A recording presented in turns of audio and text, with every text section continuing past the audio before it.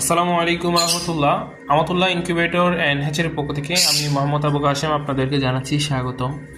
তো আপনারা যারা আমাদের থেকে স্যাটার প্লাস হ্যাচার ইনকিউবেটরগুলো নেন, যেমন এটা হচ্ছে যে স্যাটার প্লাস হ্যাচার, একই সাথে নিচে হ্যাচিং উপরে স্যাটার।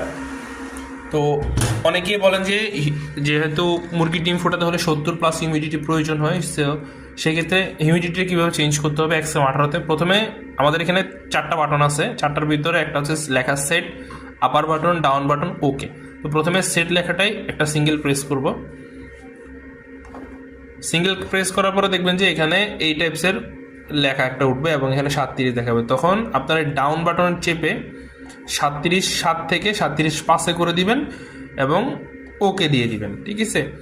তারপরে ডাবল এইচ লেখা উঠবে, ডাবল এইচের এই জায়গায় হচ্ছে যে এই আপার বাটনটা চাপবেন, আপার বাটনটা চেপে এখানে হচ্ছে যে 70 করে দিবেন,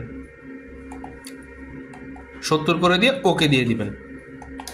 এটা হচ্ছে জাস্ট হ্যাচিংয়ের জন্য, অনলি হ্যাচিংয়ের জন্য, এটা আর অন্য কোনো কাজে ব্যবহার হবে না। যখন হ্যাচিং থেকে আবার স্যাটারে চলে যাবে, ঠিক আছে, তো সেই ক্ষেত্রে আবার সেমভাবে স্যাটারে ক্লিক করবেন, টেম্পারেচার 7 করে দিবেন, ওকে দিবেন। আবার হচ্ছে হ্যাচিংয়ে হচ্ছে যে আপনারা এই যে 65 করে দিবেন, ওকে করে দিবেন, বাস শেষ।